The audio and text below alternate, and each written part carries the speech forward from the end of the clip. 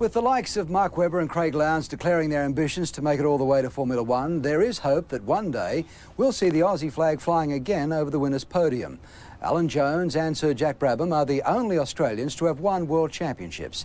In fact, it's 30 years ago since Sir Jack won his third and final World Drivers' title. Today, he's very much the senior statesman of Formula One in this country. On the eve of this, the first round of the 1997 championship, he shared some of his memories and insights with Darrell Eastlake. Sir Jack Brabham was the Henry Ford of motor racing. He gave the talent dedicated to the sport the chance to race open-wheeler cars, and along the way won 3 World Driving Championships, numerous Formula 2 crowns, sports car classics. On top of that, he revolutionised both Formula 1 and the American Indianapolis cars with a rear engine concept. Brabham is also the only man ever to win both the World Drivers' Crown and the prestigious Constructors' title in the same year with a car bearing his own name. Sir Jack Brabham is an Australian living treasure. I didn't set out to be a driver. I was a mechanic to start with, and I had my own little engineering business in Penshurst. And Johnny Schomburg, a friend of mine, married a girl around the corner from me, and he'd been involved in midgets in America. And of course, it wasn't long before we were involved in the midgets here. And that was the first time I'd seen racing cars, really. And anyway, it didn't take long to get some enthusiasm there, and was helping him for a while, and then we decided to build a car. So we built the car, and started racing it with Johnny driving and me looking after it, because it wasn't long before his wife stopped him from driving. And so we're left with a car, so I thought, well, the best thing I'd do is go and have a go with that myself. So Johnny took me down to Tempe Mud Flats and gave me a bit of a run in the car. And I come home from that, never had so much fun in my life. I thought, this is great. That fun was to last more than 50 years. Recently, Sydney turned out in force to honour the man his fellow racers named affectionately as Black Jack. The tribute kicked off at the Sydney Town Hall, where once more the famous green and gold thoroughbred, powered by the equally famous Australian-designed Repco engine, filled the city's lunchtime crowds with a run from the Town Hall down George Street to the Rocks, stopping at the A&A Hotel to the delight of race car lovers from all over the world. It was great to drive the old car again, of course, and to drive down George Street. It was unbelievable. They were here to rub shoulders with their sporting hero and to acknowledge the enormity of this great man's motoring achievements.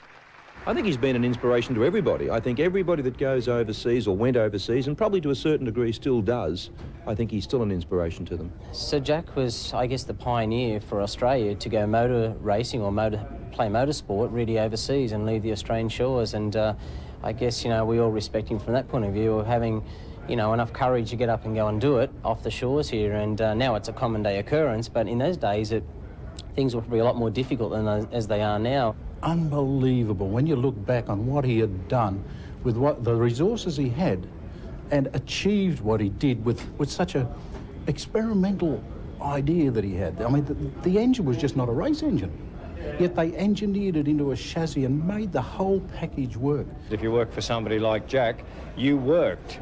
And you learned to, when you got tired, put your overalls in the vice so you didn't fall over. You learned very quickly what a vice was for. One man flew in from Japan just for the day. Mr. Kanemoto first met Brabham in the role of mechanic back in the late 60s. Today, he heads the automotive giant, the Honda Motor Company. I was invited to participate in this celebration via videotape just a few weeks ago. But because of my personal respect for him and a long-time friendship with Sir Jack, I wanted to join the event in person, not via tape. So I'm here. At the end of the day, Sydney Harbour was the backdrop as 2 very close mates relived those heady days. The only noticeable scar Sir Jack carries after half a lifetime of racing is partial deafness, a legacy of those screaming engines that sat just behind his crash helmet. Few people outside the sport are aware of the Brabham influence in both Formula One and American IndyCar. Jack Brabham was the man who took the engine from the front of the car and put it in the back. And of course, having the engine in the back was a terrific advantage too for a small car, because you had to have the weight over the rear wheels to put traction on the road. And although it sounded horrible having the engine in the back, but it wasn't really out the back like the Porsches were to start with. It was mid-engine. And because when we started with that, it worked so well, and we were able to go out and beat cars like the Maserati and the Ferrari. It was unbelievable satisfaction, I can assure you. Good on you. In part two of that tale after the break, Jack Brabham reflects on the glorious era of the 1960s in Formula One.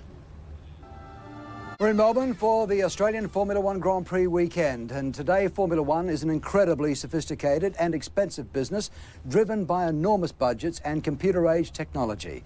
But back in the 1960s, when Jack Brabham was a younger man, a racing career could go a long way on a good set of spanners and a bit of driving ability. The 3-times world champ has been reflecting on those times. In those days, the European tracks were littered with dangerous obstacles. The speeds frightening, the protection minimal, the cars fragile, the risks enormous. That was the problem, actually. We got to the stage where we went to so many funerals, it was terrible. It was really depressing at times, and in fact, 1960, when I won the Belgian Grand Prix, there was 2 drivers killed in that one race. It takes the shine off winning, I can assure you. In London, the British Automobile Racing Club honours Jack with a dinner. Graham Hill and Jim Clark are among the personalities present. Back in those days, drivers actually liked each other. Once the cars were back in the garages, the Formula One circus socialised together. In Formula One, there was a fantastic relationship between all the drivers, and we respected one another.